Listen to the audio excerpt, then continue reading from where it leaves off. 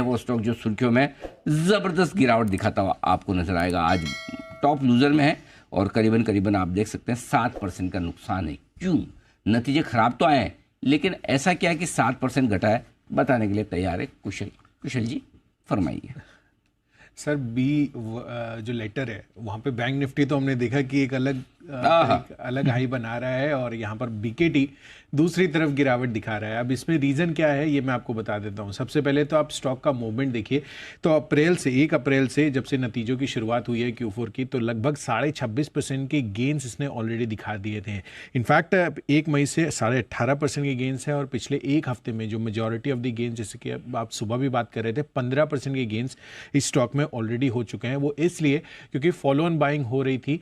कहीं ना कहीं जितने भी टायर कंपनियां हैं जिन्होंने पहले अपने नतीजे घोषित किए थे, यहाँ से भी यही एक्सपेक्टेशंस थी कि नंबर्स काफ़ी अच्छे आने वाले हैं, पर उसके विपरीत यहाँ पर नंबर्स आते हुए दिखे हैं। सबसे पहले टॉप लाइन और बॉटम लाइन पर बात करते हैं। अगर आप अन्य कंपनियों से कंपेयर करेंगे Q4 नतीजे, तो उसमें बीकेटी ही एक ऐसा है जिन्होंने दोनों ही टॉप लाइन और बॉटम लाइन फ्रंट पर नेगेटिव आपको मूवमेंट आता हुआ दिखाया है। 2.5% की गिरावट आय फ्रंट पर हुई है, जबकि बाकी अन्य कंपनियों में आप देखिए लगभग आपको 10 से 12% की जो बढ़त है रेवेन्यू फ्रंट पर आती हुई दिखी है। और मुनाफे के लिहाज से तो ट्रिपल डिजिट में सारी जितनी भी अन्य कंपनियां हैं वहां पर आपको गेंस आते हुए दिखे हैं। तो ऐसा क्या हो गया बीकेटी में कि आपको 32% की प्रॉफिटेबिलिटी में गिरावट यहां पर आती हुई नजर आई है। तो उस पर भी बात करेंगे क्योंकि मैनेजमेंट कमेंट्री उन्होंने आगे भी बताई है, जिसके बारे में मैं आपको बताऊंगा।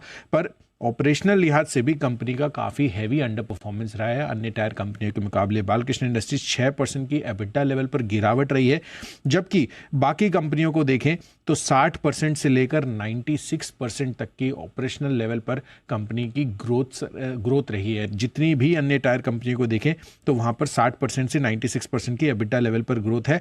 और मार्जिन्स के लिहाज से भी लगभग 2.5% से लेकर ऑलमोस्ट 5-5.5% तक 550 बेसिस पॉइंट्स तक यहाँ पर बढ़त आती हुई दिखी है, जबकि यहाँ पर 0.7% तक की गिरावट आई है।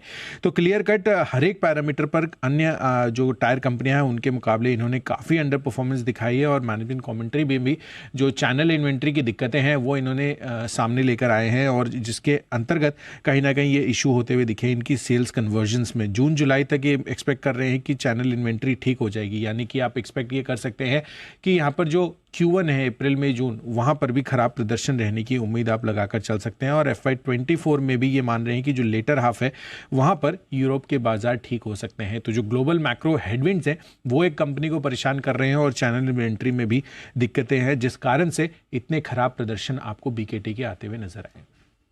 और ये ज्यादातर ग्लोबल स्टोरी ही मानी जाती है। करेक्ट, 50% इनका रेवेन्यू बाहर से ही आता है और वो बड़े वाले टायर ज़्यादा बनाते हैं, बड़े वाले टायर, इसलिए मामला थोड़ा ढीला है।